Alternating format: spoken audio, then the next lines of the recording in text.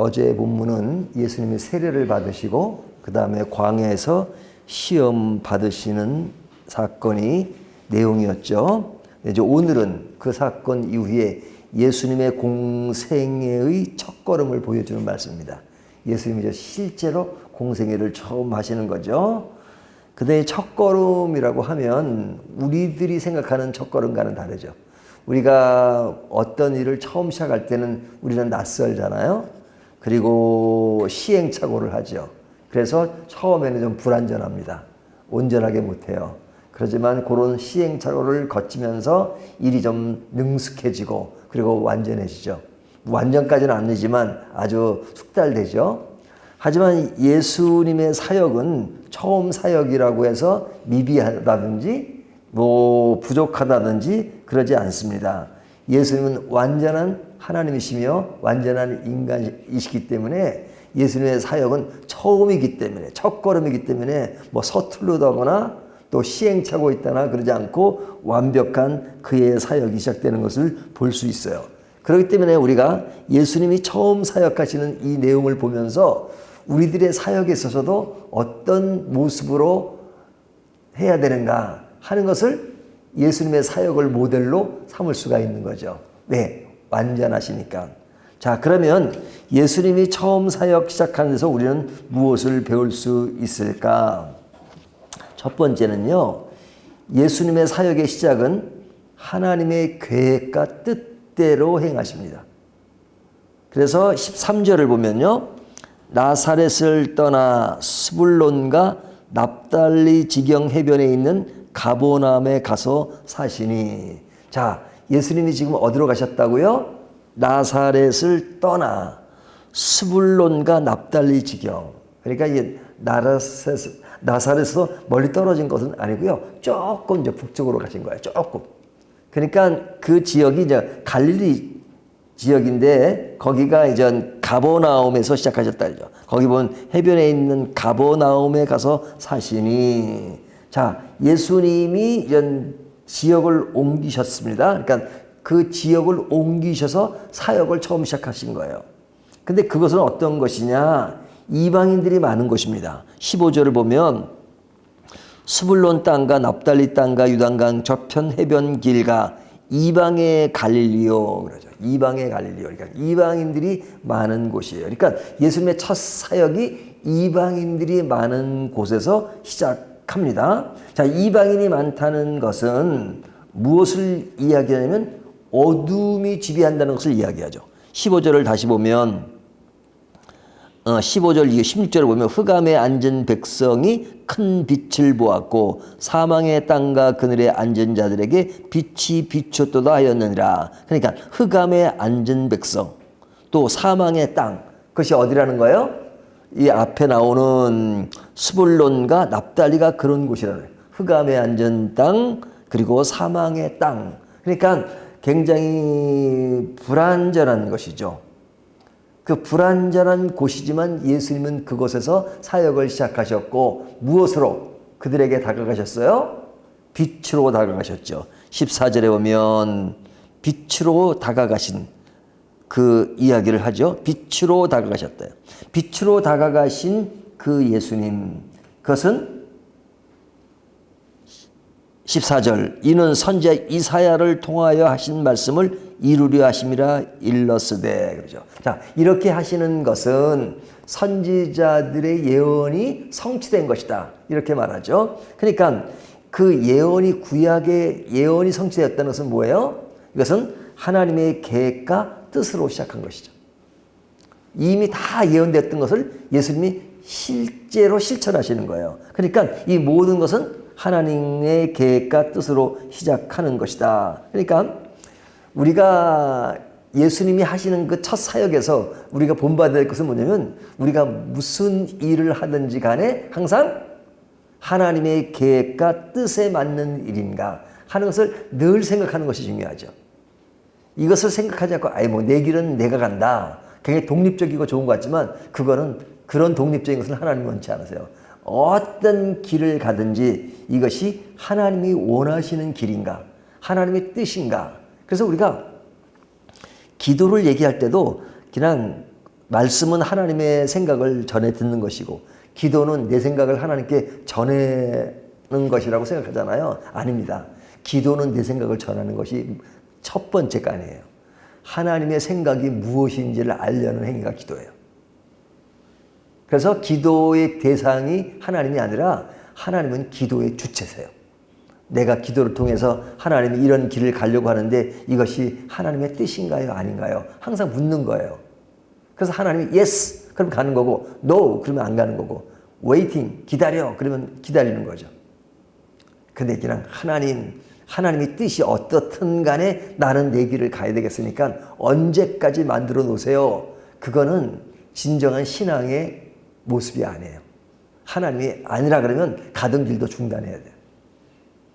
그러니까 어떤 일을 하든지 우리는 하나님의 계획과 뜻에 맞춰야 된다. 예수님의 사역에서 보여주는 것이 예수님은 그 사역의 시작이 선지자의 예언이 이루어진 대로 했다 하는 것은 하나님의 뜻대로 했다는 것이죠.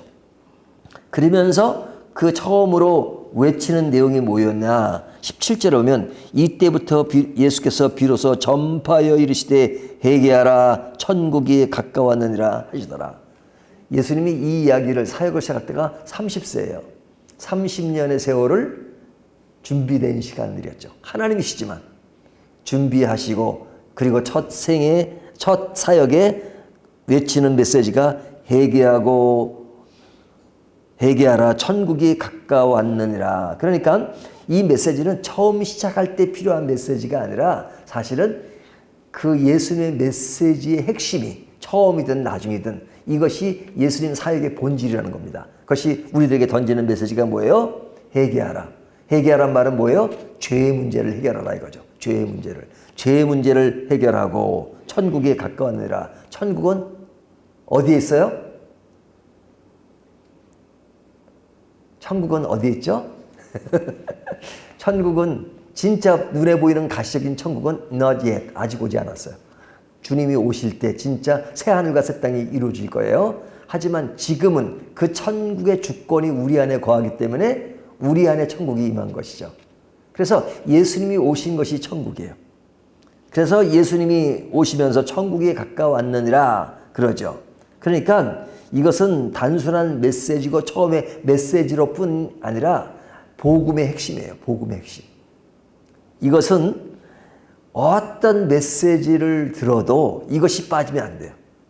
회개하라. 그리고 천국에 가까웠다. 이것은 우리 신앙의 all of them, 전부란 말이죠. 이것은 그냥 스타트할 때만 필요한 것이 아니라 신앙의 중요한 겁니다. 그러니까 이 말을 좀 쉽게 표현하면 우리 인생의 가장 중요한 것이 뭐냐? 예수를 믿는 거예요. 예수를 믿는 것보다 중요한 것은 없어요. 예수를 믿지 않으면 얘기가 안 돼요. 그 사람들에게는 다른 메시지가 필요 없어요. Come to me. 돌아오라. 예수님께 오라 하는 메시지밖에 없어요. 그러나 이미 돌아온 사람들에게는 항상 천국을 늘 가까이 하는 삶. 이것이 메시지의 포인트입니다. 이것이 예수님의 사역의 처음에서 알 수 있는 것이고요. 두 번째 하신 일은 뭐냐면 두 번째 보여주는 메시지는 뭐냐면 18절부터 22절까지는 제자를 삼으시죠.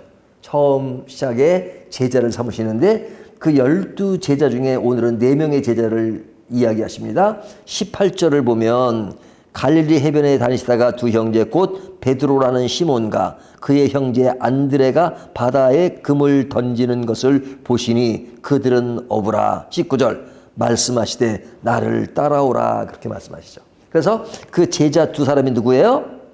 베드로와 안드레 두 사람은 형제입니다. 그를 부르신데 그들은 어부라 그러죠. 또 21절을 보면 거기서 더 가시다가 다른 두 형제 곧 세베대의 아들 야고보와 그의 형제 요한이 그의 아버지 세베대와 함께 배서 금을 깁는 것을 보시고 부르시니. 자, 여기 나오는 인물은 누구예요? 야고보와 요한. 그 사람들도 어부죠. 금을 깁는 것을 보시고. 자, 이들을 부르셨다는 건데, 자, 이들은 다 뭐 하는 사람들이에요? 어부지요, 어부. 그러니까 그 당시에 어부라고 하는 것은 뭐 이렇게 풍요로운 사람들은 아니에요. 물론 뒤에 나오는 그 요한과 야고보는 조금 같은 어부라도 좀 이렇게 조직적이고 좀 규모가 있었던 것 같아요. 규모가. 그의 아버지의 어떤 재산이 조금 더 넉넉했던 것 같아요. 그런 차이는 있지만 그들은 어부입니다. 그렇게 뭐 화려한 궁중의 사람들이고 그러지 않아요. 그러니까 예수님이 처음 사역을 시작하면서 제자를 삼는데 그 제자를 삼은 사람이 어부예요. 그렇다면 예수님이 제자를 삼는 조건은 뭐예요? 외적 조건이 아니에요. 외적 조건이 아니에요. 우리는 참 조건 많이 따지죠. 그 사람이 어떤 커리어를 가지고 있느냐, 학벌이 어떠냐. 근데 그것이 신앙의 전부를 커버하는 것은 아닙니다. 예수님은 외적 조건을 따지지 않고 그리고 그 조건의 가장 중요한 것은 콜링, 부르심이에요. 부르심. 여기서 나를 따라오라 그러잖아. 나를 따라오라. 그러니까 그들이 어떻게 했어요? 즉시 따랐다고 그러죠. 즉시. 여기 22절, 20절 그들이 곧 그물을 버려두고 그리고 22절 그들이 곧 배와 아버지를 버려두고 예수를 따르니라. 즉시 반응하는 것. 그러니까 예수님의 제자가 되는 길은 콜링, 부르심이 있어야 되고요. 그 부르심에 즉시 반응하는 것. 이것이 중요합니다. 이거 좀 한번 생각해 볼게요. 이건 제자 자격이 없어요. 생각이고 뭐가 없어요. 하여튼 하나님이 하시는 일은 무조건 그냥 바로바로 해야 돼. 바로. 이스라엘 백성도 그냥 순종해서 바로 가면 10일이면 그냥 가나안 땅에 갈 수 있는 걸 삥삥 도고 불순종하니까 40년이 걸리는 거잖아요. 삥삥 도는 것이 좋은 게 아니에요. 그냥 지 코스로 가는 게 중요하죠. 그래서 그들은 즉시 버리고 따랐다. 예수님의 사역을 통해서 예수님은 하나님의 뜻을 생각했고요. 그 다음에 시작은 제자를 삼는 것으로 시작했어요. 그 다음에 예수님의 사역을 보여주는 것이 22절부터 23절부터 25절까지 보면 그 내용은 뭡니까? 예수님의 사역인데 사역은 두 가지예요. 23절 보면 가르침이에요. 여기 보면 예수께서 온 갈릴리아 두루다니사 그들의 해당에서 가르치시며 천국 복음을 전파하시며 가르치신다, 전파하신다 이것이 나오죠. 그리고 24절부터 25절까지 보면 병자들을 고치는 거잖아요. 여기 앓는 자, 각종 병자. 이것은 예수님의 사역은 치유 사역이었다는 거. 그러니까 병자들을 고치심으로써 복음에 활력을 주고 그리고 구약에 예언된 예수님이 오시면 이런 일을 하실 것이다. 그것이 병자를 고칠 것이다 하는 그 메시아를 알리는 그것을 실천한 것이죠. 그래서 제가 지난주 주일 설교에 그것을 표적이라고 얘기했습니다. 그 기적을 표적으로 바꾸는 그런 일들을 하셨어요. 그러니까 그 가르침과 치유 사역을 통해서 제자의 양육과 대중 사역을 함께 하셨습니다. 자, 앞에는 제자들을 삼는 것은 소수죠. 그리고 여기 보면 23절부터 나오는 것은 거기에 많은 사람들이 왔다 그러잖아요. 그러니까 대중사역이죠. 그러니까 소수의 사람들을 제자로 키우시고 대중사역을 함께 하셨어요. 대중사역이라고 하는 것은 활력이 크죠. 뜨겁고 열정적이죠. 하지만 그것만 있는 것이 아니라 반면에 소수의 제자들을 통해서 그 일들을 진행해 나가시니까 그러니까 이 두 가지는 굉장히 균형 잡힌 사역의 모습이에요. 대중사역과 그 소수사역만 있어도 안 되고 대중사역만 있어도 안 되고 두 가지는 항상 중요한 것입니다. 결국은 복음을 확산시킨 건 누구예요? 대중들이 아니에요. 제자들이 그런 복음을 전파하고 교회를 형성해 나가는 주도적인 역할을 하게 되죠. 그것은 예수님이 그들을 진짜 깊이 키우셨기 때문에 훈련시키시고 그러니까 이제 신대원이 3년이잖아요. 그리고 이제 보통 대학 4년 나면 7년을 하잖아요. 그러니까 예수님의 제자보다도 우리들이 공부를 더 많이 한다고 신학 때 그래요. 근데 그거는 모르는 소리예요. 저희는 신학교 갈 때 뭐 일주일에 몇 번 가지만 제자들은 아침부터 저녁까지 저녁 24시간 예수님과 함께 있으니까 시간으로 따지면요. 7년이 뭐예요? 7년이 뭐예요? 3년 동안 예수님 따라다니면 매일 24시간 따라다녔으니까. 그러니까 진짜 오랫동안 공부했던 것이죠. 그러니까 그들을 통해서 결국은 그들이 사도가 되어서 그냥 오순절 마가다락방에서부터 시작해서 계속 그 소아시아 지역으로 복음이 전파되는 핵심적인 역할을 누가 했어요? 제자들이 했잖아요. 소수의 사람을 키울 때는 별로 커 보이지 않지만 그 사람이 주도적인 역할을 했다. 그러니까 이 사역과 대중적인 사역을 같이 했다는 겁니다. 이것이 오늘 본문의 말씀이에요. 자, 그렇다면 이 말씀을 우리 개인에게 한번 적용을 해볼까요?